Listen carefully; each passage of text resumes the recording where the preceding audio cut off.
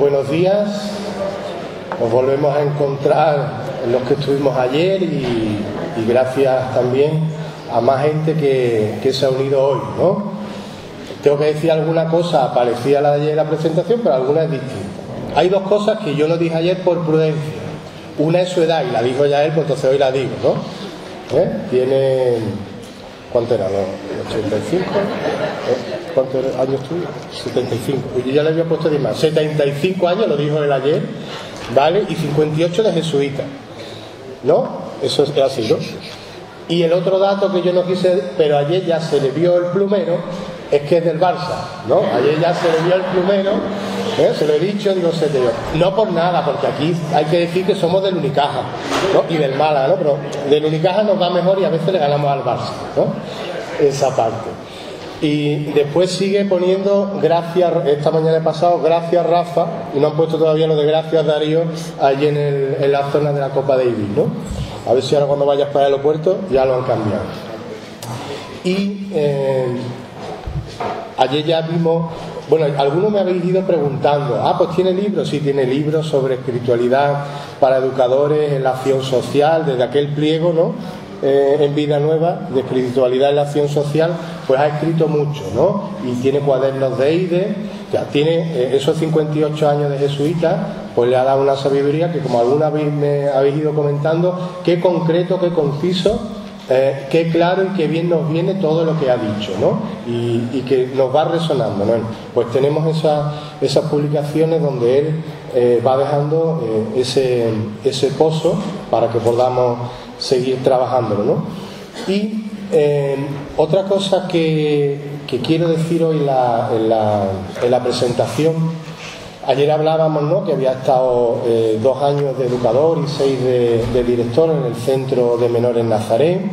Hoy, como está el delegado del clero, ya se lo he dicho y lo he dicho también a Antonio Collado, que recordamos esos 5 años que ha estado en una casa con personas reclusas y reclusos, digo, por si el clero se plantea que puedan haber sacerdotes con ese tipo de presencia, ¿no? Eso está ahí, está anotado. Que ayer el vicario de Acción Social, no sé si te lo ha dicho, hoy lo decimos al del clero, que es una experiencia bonita y él la relata con bondad. Y por terminar, yo recordaba que hay un libro que él ha trabajado 5 de las conferencias de Arrupe y entonces él las detalla y él, cuando Antonio Collado tuvo la locura, de la forma que fuera, de proponerme lo de la dirección de Cáritas, yo lo tenía que hablar en casa, lo tenía que hablar con mi acompañante, que es el padre Silvio Bueno, de los Sagrados Corazones, y con Darío, que tengo la suerte de haberle preguntado, aunque sea a la distancia, muchas cosas, ¿no?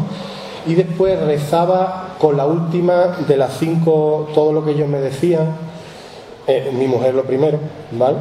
Ayer, fíjate lo que es concretar él, que ayer me dijo, te vas a tu casa y cenas con tu mujer y con tu hijo, ¿no? Eso es concretar, hasta ese punto llega a concretar, ¿no? Pero la 5ª ponencia del libro sobre el carisma de Arrupe desde San Ignacio, la 5ª conferencia es la que yo utilizaba para rezar y pasar por la oración lo que me decían la gente con la que yo pensaba todo esto. Y en la 5ª, y lo recordaba en estos días pensando en las parroquias, en las cáritas parroquiales, con todo esto de la Dana en Valencia, aquí toda la labor de la iglesia en Málaga, en Melilla, hay gente que ha llegado de Melilla, ayer creo que vi a Jesús, estará por aquí.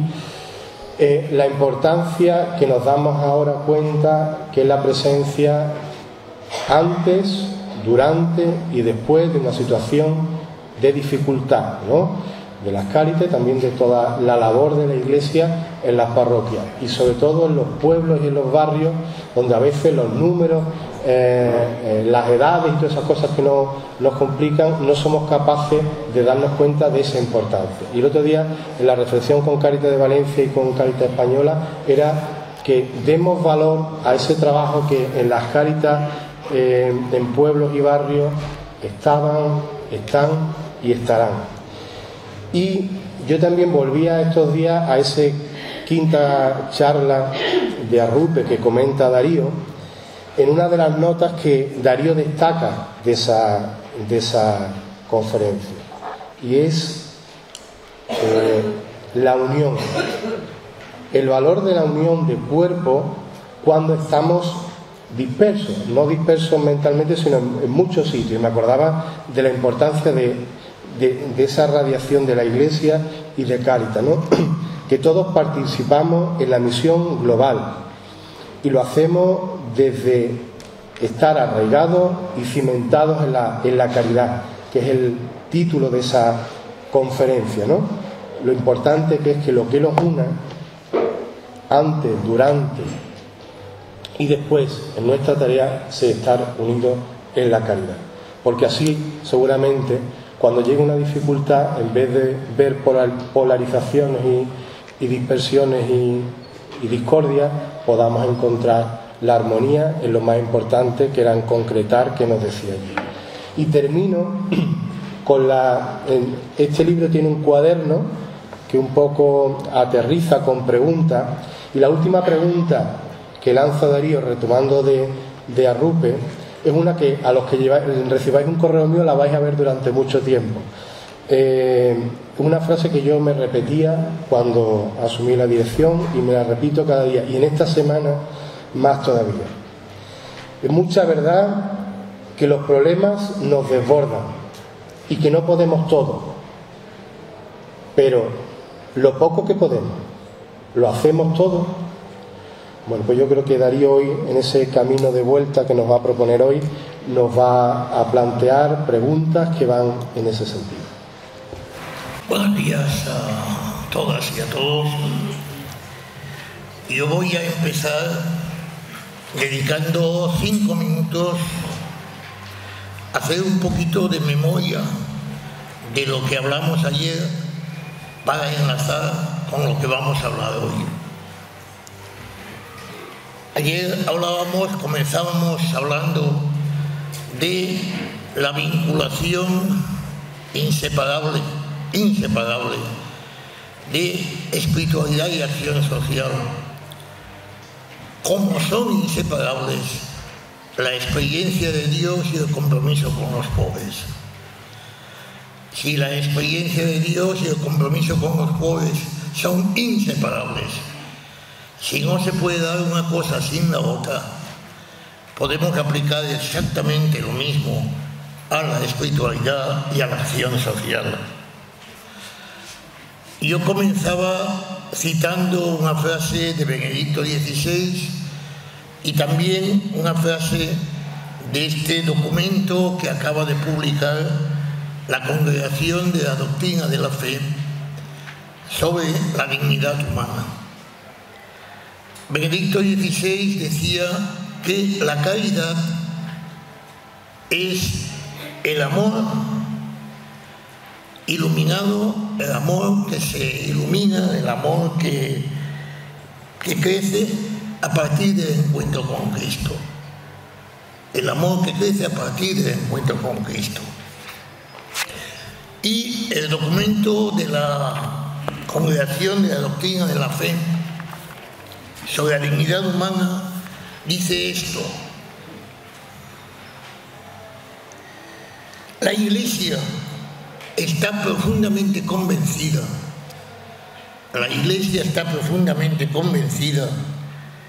de que no se puede separar la fe de la defensa de la dignidad humana.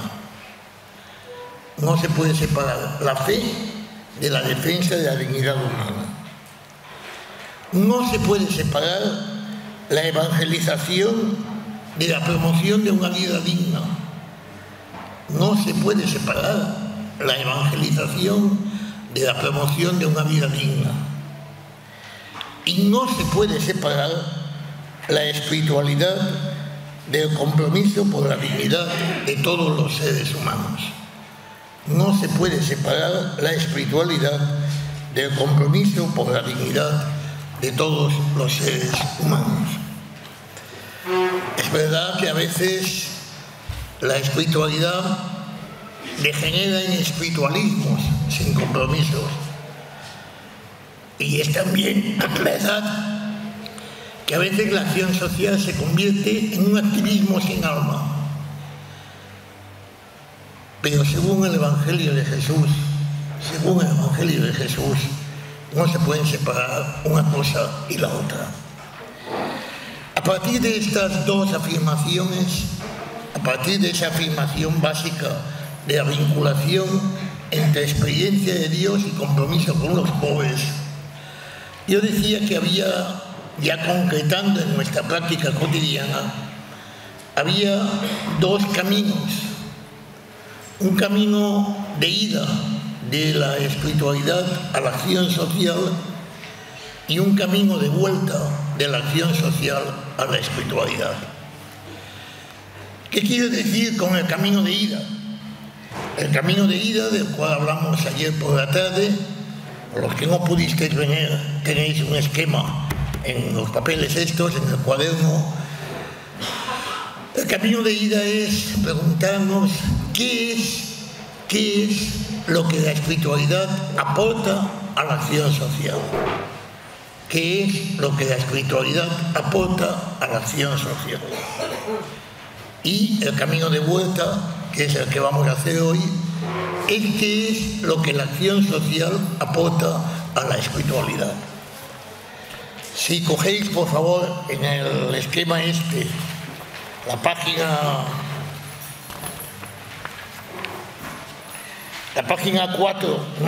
6 y 7, si cogéis las páginas 6 y 7, ahí tenéis brevemente enunciado qué es lo que la espiritualidad aporta a la acción social, qué es lo que decíamos ayer, el camino de ida. Decíamos, en primer lugar, yo hablaba de 5 cosas que aporta fundamentalmente la espiritualidad a la acción social. En primer lugar, la espiritualidad aporta a la acción social fundamento, fortaleza. Un fundamento y una fortaleza que permite que la acción social permanezca, se sostenga, incluso en momentos de duda, de cansancio o de dificultad. El compromiso social, el trabajo con los pobres no es fácil y muchas veces nos encontramos en situaciones de desgaste, de cansancio, de ganas de abandonar, de ganas de dejarlo. Y entonces la espiritualidad lo que aporta es un fundamento que nos obliga, que nos ayuda a permanecer en esos momentos de cansancio y dificultad. En segundo lugar, la espiritualidad aporta un modo especial de mirar, una mirada, que es la mirada de Jesús. La mirada de Jesús. Una mirada de Jesús sobre el mundo y una mirada de Jesús sobre los pobres. Una mirada que definíamos con 3 características. La mirada de Jesús sobre el mundo es una mirada con anchura, con hondura y con empatía. ¿Qué quiere decir una mirada con anchura? Una mirada que sale de nuestros pequeños mundos y que se fija en el mundo global. ¿Qué quiere decir una mirada con hondura? Una mirada que va al fondo de las cosas, al fondo de las situaciones, al fondo de los problemas. Y una mirada con empatía, con cercanía, con capacidad de acogida. En tercer lugar, decíamos que la espiritualidad aporta a la acción social 3 actitudes básicas. 3 actitudes básicas. Una actitud de gratuidad, una actitud de humildad y una actitud de paciencia. Sobre la humildad y sobre la paciencia voy a decir hoy alguna cosa que otra. Ayer nos extendíamos más en la gratuidad. La espiritualidad nos ayuda a que nuestra acción social sea una acción social gratuita. ¿Gratuita qué quiere decir? Gratuita no solo efectivamente, que eso se expone, sino gratuita afectivamente.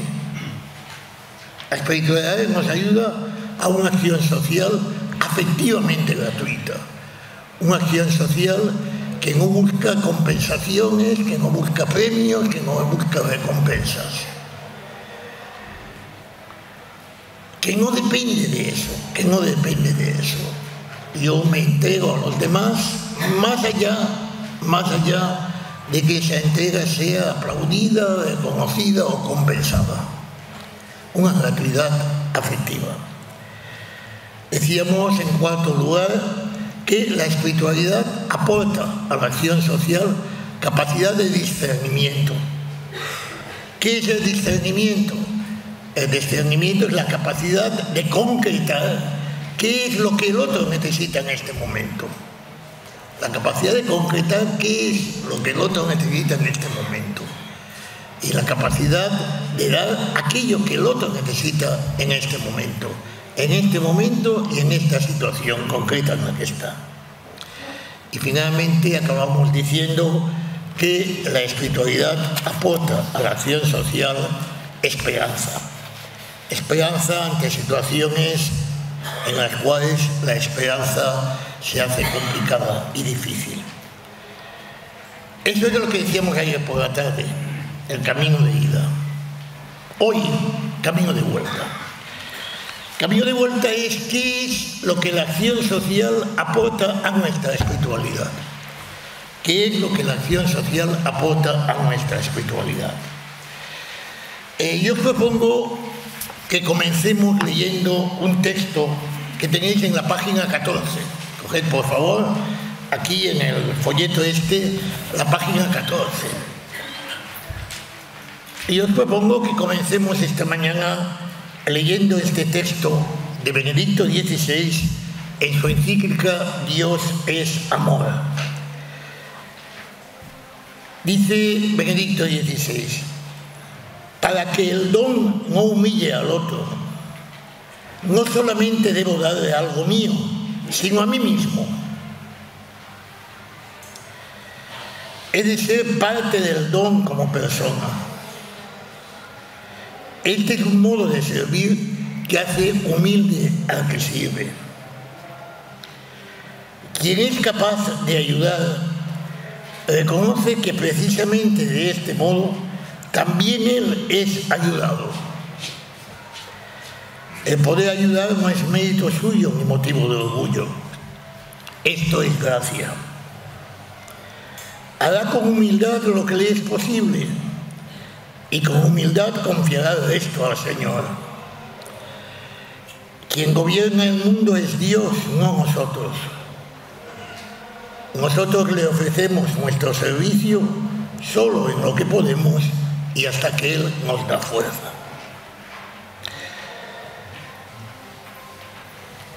Es un párrafo lleno de contenido, porque podemos estar una semana meditando este párrafo, pero yo quisiera destacar esta mañana simplemente una frase para empezar.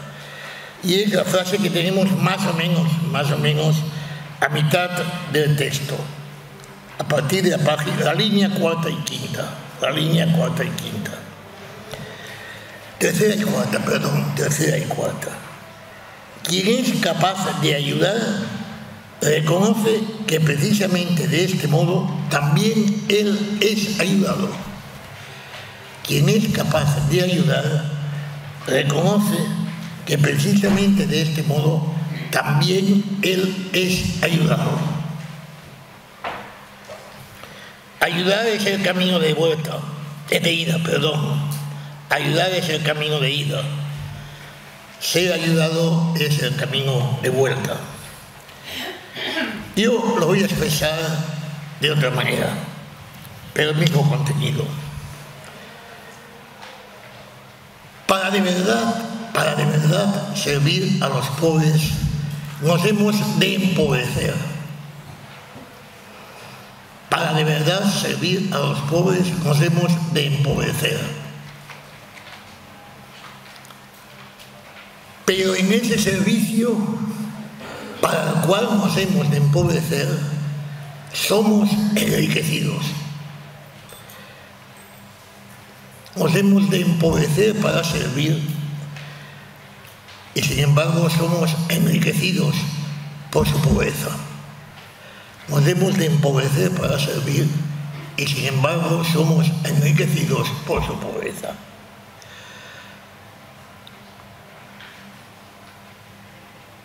Nos hemos de empobrecer para servir.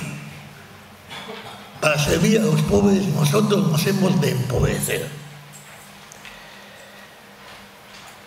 ¿Nos hemos de empobrecer de qué? Nos hemos de empobrecer de nosotros mismos.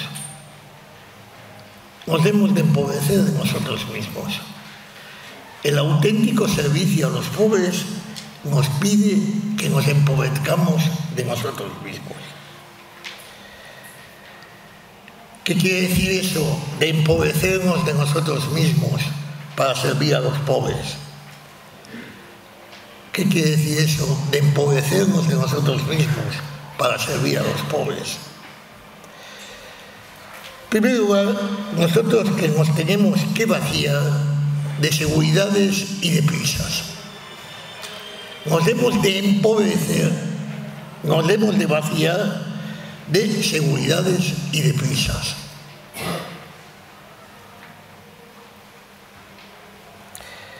Vaciarnos de seguridades.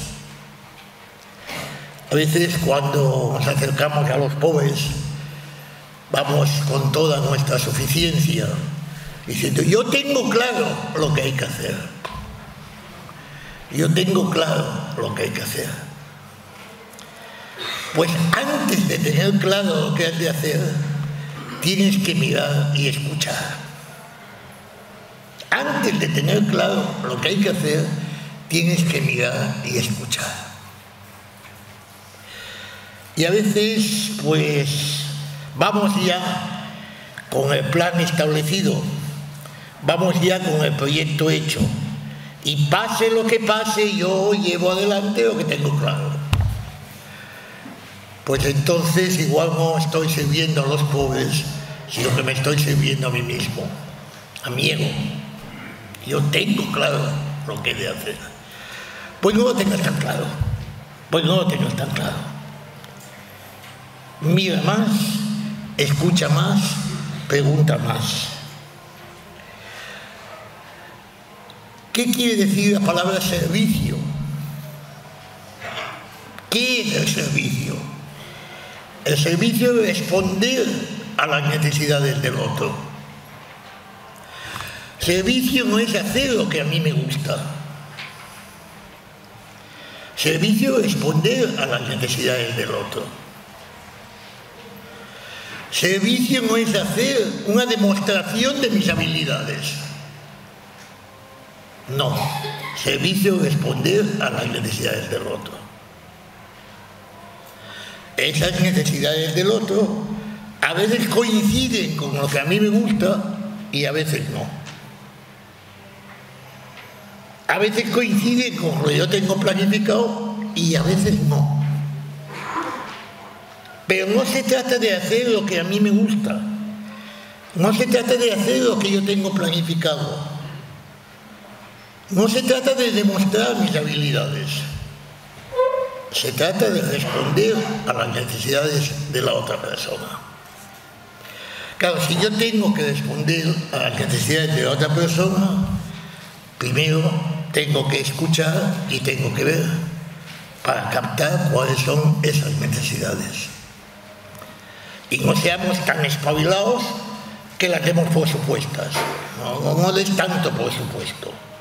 Primero mira, primero escucha, primero atiende, y a partir de ahí, y después de eso, empieza a actuar.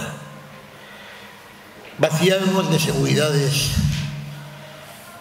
y vaciarnos de prisas, y vaciarnos de prisas. El trabajo con los pobres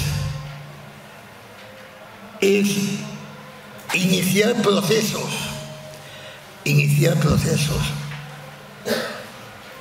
Son procesos. Nosotros no hacemos milagros, que de repente a la mañana no. Nosotros iniciamos procesos, acompañamos procesos. Y cuando iniciamos procesos y acompañamos procesos, lo peor es tener prisa.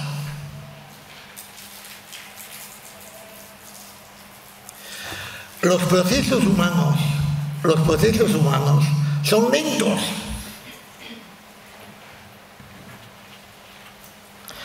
Los procesos humanos no avanzan como una flecha. los procesos humanos avanzan en zigzag, marchan adelante y marchan hacia atrás. De momento parece que todo bien y de momento hay una marcha atrás. Pero así son los procesos humanos. Y por tanto los procesos humanos piden no tener prisa, piden paciencia, piden paciencia. Los que de aquí, de vosotros, hayáis acompañado, por poner un ejemplo, procesos de rehabilitación de toxicomanías. Sabemos perfectamente que, bueno, pues la cosa parece que va bien, y de repente hay una noche, hay una fiesta, hay una salida, y todo lo que se ha trabajado en 2 meses se viene abajo. Y vuelve a empezar. Pero así son los procesos humanos. Y los procesos humanos en personas frágiles son todavía más frágiles. Y por eso es importante la paciencia. Por tanto, la acción social nos pide desprendernos, deshacernos de seguridades y de prisas. Ya. A mí me gusta decir que la impaciencia, las prisas, es un ítem para medir nuestro orgullo y nuestra soberbia. Porque claro, ¿cómo puede pasar esto con lo bien que lo hago yo? ¿Cómo puede pasar esto con lo bien que he planificado yo las cosas? Pues hijo mío, pues pasa. Tú eres estupendo, tú eres maravilloso, pero las cosas son las que son. La impaciencia es un índice de soberbia y de orgullo. Y entonces, en el trabajo con los pobres, cuanto menos impaciencia, mejor. Cuanto menos prisas, mejor. Paciencia. Claro, esperar a veces desespera. Pero bueno, esto es lo que hay que hacer. Empobrecernos para servir, empobrecernos de nosotros mismos, empobrecernos de seguridades y de prisas. En segundo lugar, renunciar a planes, a proyectos y a esquemas previos.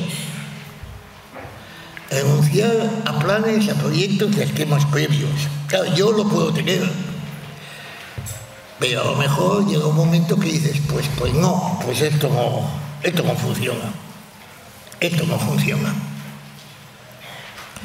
Bueno, y si esto no funciona, pues habrá que buscar otra cosa. Claro, nos cuesta renunciar a esquemas, planes y proyectos porque, ya no doy una imagen de que soy estupendo, de que lo tengo todo claro, de que soy maravilloso, no, pues. Y porque en el fondo nuestros esquemas, nuestros planes, nuestros proyectos nos dan seguridad. Entonces nos cuesta renunciar a nuestra imagen y a nuestra seguridad.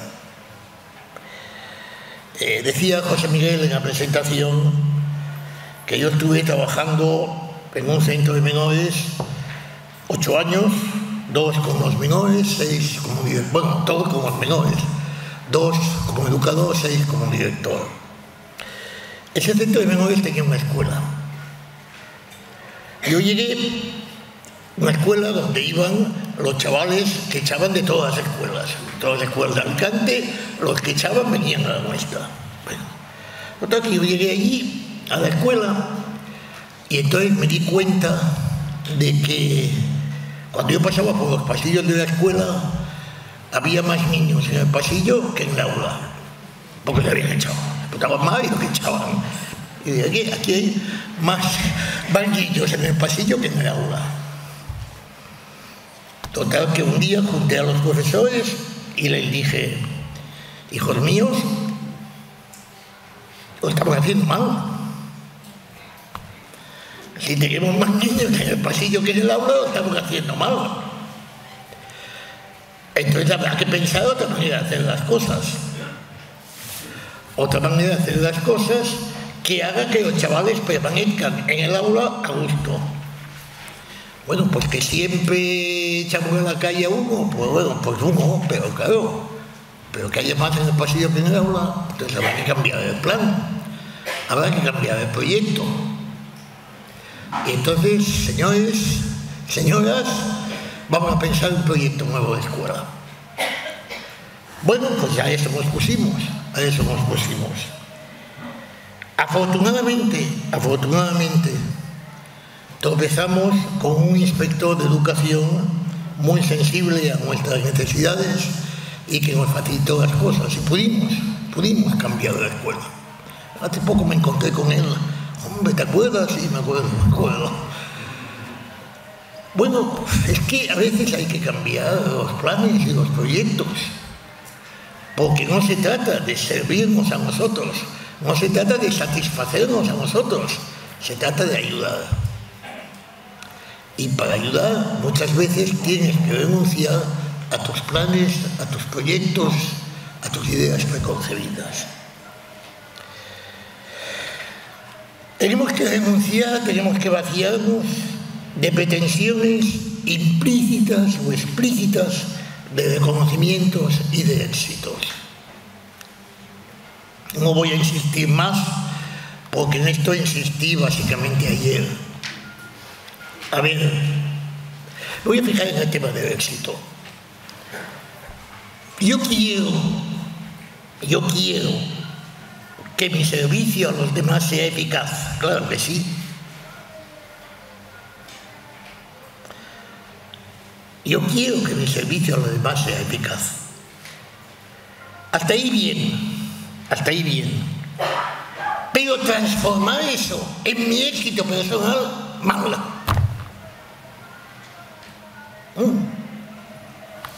Hay que mi servicio a los demás sea eficaz, claro. Pero transformar eso en mi éxito personal, fatal. Porque yo no busco mi éxito personal. Yo busco ayudar, y ayudar con eficacia, y que mi ayuda sea eficaz. Pero punto. Porque si transformo eso en mi éxito personal, yo me convierto en el centro. Y cuando la cosa no tenga éxito, yo me largaré. Porque ya estoy actuando no en función de la necesidad de los demás, sino en función de mi éxito personal. Estoy pervirtiendo mi acción social. Estoy convirtiendo mi acción social en una empresa personal. Estoy poniendo en primer plano mi éxito personal y no la necesidad de los demás. Por tanto, sí, yo busco que mi acción social sea eficaz, claro que sí. Pero, punto, ahí me quedo. No digo, bueno, entonces, no. Yo no sé si aquí hay algún teólogo que sepa más que yo, que seguramente sí. Yo la palabra éxito no la encuentro en el Evangelio. Yo en el Evangelio encuentro otra palabra: fecundidad. Es así, fecundidad. Pero la fecundidad muchas veces viene a través de la cruz. Yo la palabra éxito no la encuentro en el Evangelio. La palabra fecundidad sí.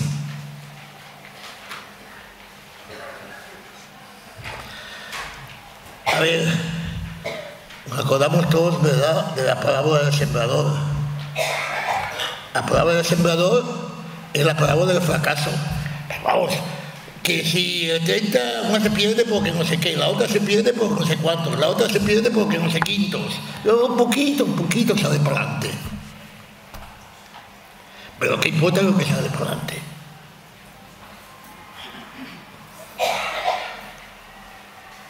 Y finalmente, en ese empobrecimiento de nosotros mismos para servir a los demás, hemos de hacernos pobres incluso de nuestra experiencia de fe. Porque muchas veces el servicio a los demás cuestiona nuestra fe, cuestiona nuestra esperanza y nos hace sentir el vértigo del amor. Y las cosas que yo tenía claras en la fe, pues resulta que no tan claras. Y mi esperanza, que muchas veces se basaba en mi éxito, pues resulta que yo confundía, porque a veces confundimos esperanza con posibilidades de éxito. Esperanza no tiene que ver con posibilidades de éxito. Por tanto, acercarnos a los pobres con honestidad significa empobrecernos de nosotros mismos. Empobrecernos de nosotros mismos. Eso es lo que de alguna manera quiere decir Benedicto XVI cuando dice que, bueno, pues que para ayudar a otros ahí hay que desprenderse, hay que... Pero sin embargo, y vamos con esto a la segunda parte, experimentamos que en ese empobrecernos somos enriquecidos.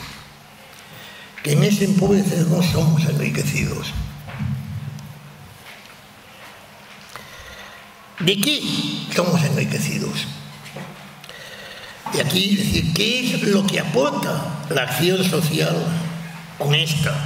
La acción social hecha desde ese empobrecimiento de nosotros mismos, desde ese talante de servicio profundo. ¿Qué es lo que aporta a nuestra vida y a nuestra espiritualidad? 6 cosas por lo menos. No sé cuántas he puesto aquí en el esquema. Sí, 6 cosas. En primer lugar, nos aporta aquello que Santa Teresa de Jesús decía, un propio y humilde conocimiento. Un propio y humilde conocimiento de nosotros mismos. Un propio y humilde conocimiento de nosotros mismos. Yo creo que en el servicio a los pobres experimentamos 2 cosas. Experimentamos nuestros límites.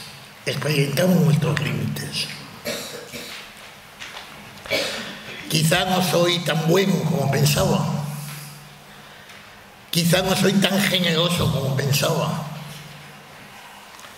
Quizá no soy tan gratuito como pensaba. Quizá tengo más prejuicios de lo que pensaba. Me doy cuenta de que es muy fácil hablar y no es tan fácil estar ni permanecer. Entonces, bueno, pues nos da un propio y humilde conocimiento de nosotros mismos. De lo malo y de lo bueno. Porque también ahí me hago consciente de que quizá en mí hay más capacidades de entrega de las que yo pensaba.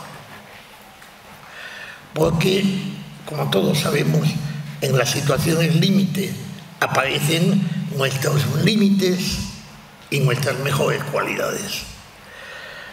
Entonces, bueno, pues lo que recibimos muchas veces en el encuentro con los pobres es una experiencia de propio y humilde conocimiento. Yo sé quién soy.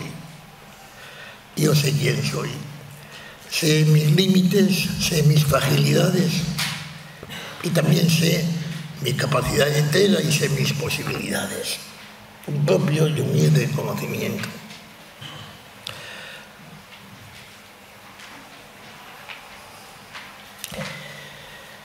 En segundo lugar, se enriquece nuestra comprensión y nuestra visión del mundo. Más allá de los prejuicios y de los tópicos. Y se enriquece nuestra lectura del Evangelio.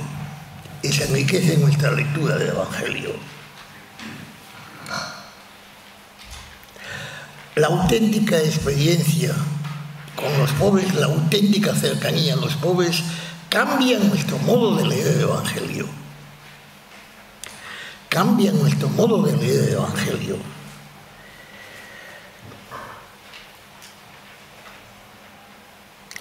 Jesús habla del cariño a los pobres en todas las páginas del Evangelio.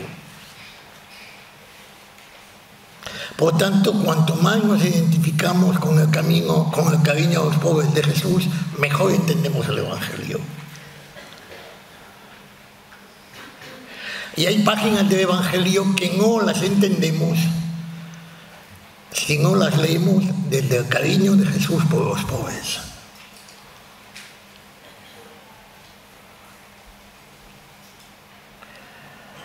A ver, esto de llamar bienaventurados a los pobres, ¿qué explicación tiene?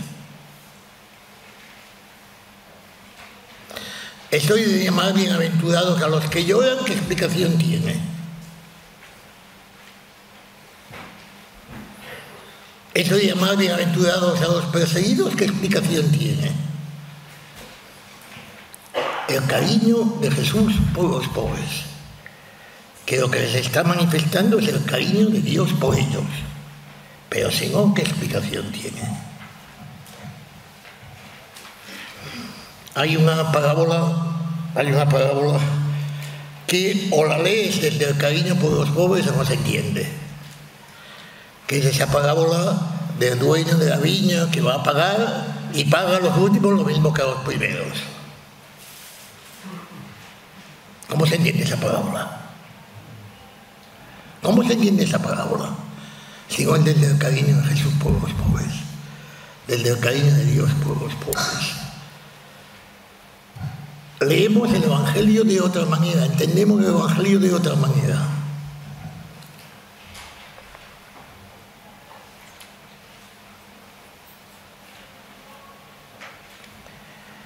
Yo cambié ciertamente mi lectura del Evangelio desde los años de Nazaret, del centro conventual, y a partir de ahí cambié mi lectura del Evangelio.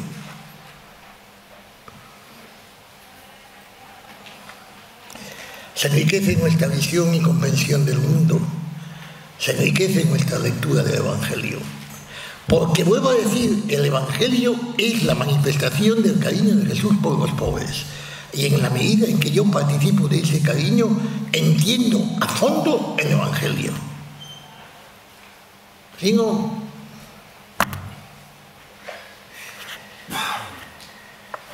en la cercanía a los pobres cambia y se enriquece nuestra sensibilidad. Cambia y se enriquece nuestra sensibilidad. Qué importante es la sensibilidad. Lo que nos distancia de lo que somos, de los que son distintos a nosotros, no es la lengua, es la sensibilidad. La lengua también, a veces. Pero lo que nos distancia de fondo es la sensibilidad. Tenemos sensibilidades distintas. Me va a permitir poner un ejemplo que no tiene nada que ver con los pobres. Yo vivo en una comunidad de jesuitas en la que somos 8. De esos 8, la mayoría somos 2 valencianos, los 8 somos 2 valencianos, y hay uno de Málaga, por cierto, hay uno de Málaga, y después hay varios del norte, los bárbaros del norte. Bueno, pues los bárbaros del norte y los valencianos hablamos el mismo idioma cuando hablamos en castellano. Pero cuando ellos hablan en euskera, yo valenciano no. Pero cuando hablamos en castellano hablamos el mismo idioma. Pero tenemos sensibilidades absolutamente distintas. Y eso se nota en la vida cotidiana. Tenemos sensibilidades absolutamente distintas. Los bárbaros del norte y los valencianos tenemos sensibilidades absolutamente distintas. Pues imaginaos con personas, pues eso, que vienen de otros países, con personas que vienen de otra cultura, con personas que tienen otra historia, sensibilidades absolutamente distintas. La convivencia con los pobres enriquece nuestra sensibilidad, nos da claves para captar, y a veces captamos pues, cosas que a veces hemos hecho sin darnos cuenta y que son profundamente ofensivas. Me permitís una broma, esto que voy a decir es una broma. Yo cuando viví, decía José Miguel, que vivió 5 años con personas que están en la cárcel, en tercer grado, había de todo, porque a veces tenemos la imagen de que en la cárcel solo hay maleantes. Bueno, yo viví con gente del Opus, con gente de comunidades, con gente de todo tipo, de todo, en la cárcel hay de todo, y además, bueno, evidentemente había gitanos. Claro, todavía no podíamos hablar, cuando venía un pastel ya no podíamos decir brazo de gitano. Que hay un brazo de gitano, ya no podías decir un brazo de gitano, no sé ya cómo decíamos. Es decir, te das cuenta de elementos de nuestra sensibilidad que muchas veces ofenden a los demás. Te das cuenta, de elementos que hay que apreciar en las sensibilidades ajenas. A lo mejor una capacidad de agradecimiento, una capacidad de sufrimiento, una capacidad de aguante, una capacidad de fortaleza.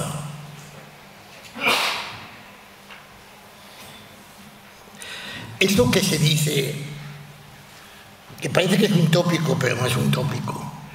Eso que se dice de que los pobres no se evangelizan, eso es verdad. Eso es verdad si se entiende bien.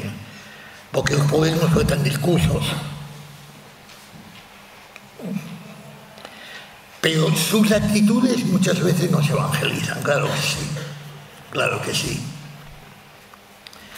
Cuando ves cómo en medio del sufrimiento pelean por la vida, cómo en medio del sufrimiento se ayudan unos a otros, cómo en medio del sufrimiento mantienen el humor.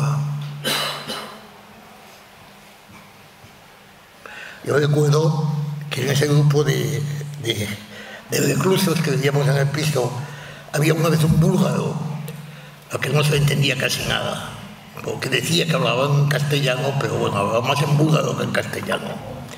Entonces el búlgaro se ganaba la vida de aparcacoches en un restaurante de lujo de la ciudad y comía de las sobras del restaurante. El restaurante acababa a mediodía, entonces lo que había sobrado se lo daban y él comía de las sobras del restaurante.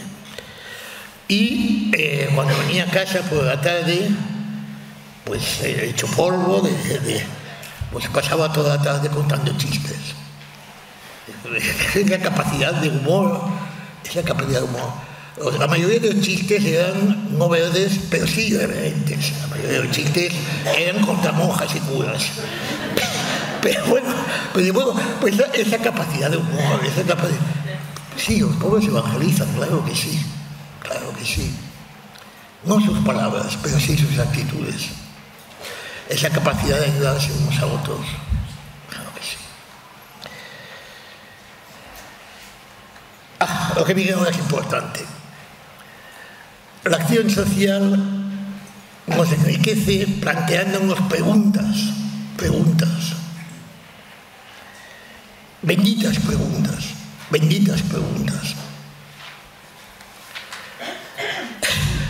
A veces nosotros pensamos que somos las personas que tenemos respuesta para todo. Pues no. Y entonces la acción social nos plantea preguntas. Preguntas que nos cuesta convivir con preguntas. Estamos tan hechos a que yo tengo respuesta para todo que nos cuesta convivir con preguntas. Preguntas para las cuales no tenemos respuesta, muchas de ellas. Preguntas que hay que guardar en el corazón. Cuando el Evangelio dice que María guardaba estas cosas en su corazón, fijémonos qué es lo que María guardaba en su corazón. María guardaba en su corazón preguntas y cosas que no entendía. María guardaba en su corazón preguntas y cosas que no entendía. Entonces hemos de guardar las preguntas en el corazón. Hemos de hacer que las preguntas hagan su trabajo. Y a lo mejor nos morimos sin saber la respuesta a esa pregunta. Y a lo mejor solo tenemos la respuesta a esa pregunta 24 horas después de morirnos. Pero no pasa nada. Las preguntas nos liberan. Las preguntas nos liberan de dogmatismos. Las preguntas nos liberan de fundamentalismos. Las preguntas nos liberan de juicios. Las preguntas son liberadoras. Entonces, nuestra acción social nos plantea preguntas, benditas preguntas, benditas preguntas. También en la acción social se nos ilumina el sentido de palabras que a veces decimos con demasiada facilidad. Esperanza, amor, fe, palabras muy solemnes, que a veces decimos con mucha facilidad. A veces llamamos esperanza a cualquier cosa, llamamos fe a cualquier cosa, llamamos amor a cualquier cosa. Y la acción social nos hace que seamos mucho más cautos, mucho más prudentes al hablar de esas grandes palabras, a que no las utilicemos con frivolidad,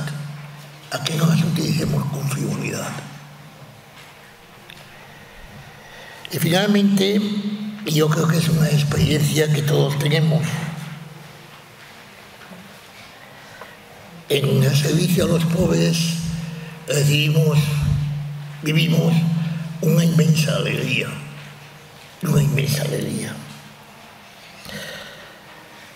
La inmensa alegría de encontrarnos con Dios cara a cara. La inmensa alegría de encontrarnos con Dios cara a cara.